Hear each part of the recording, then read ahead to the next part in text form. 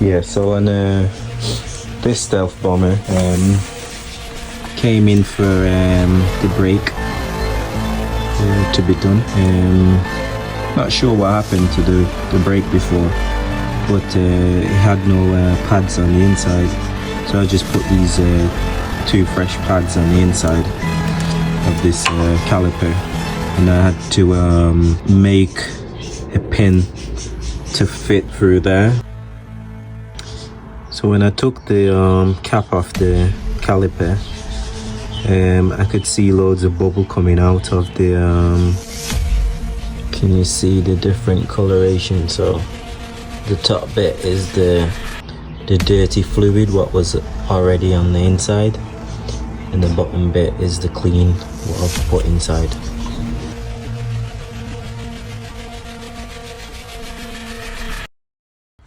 Okay, so this is now done. All it was is a brake repair on this, so I didn't do a service on this, so that's why you can see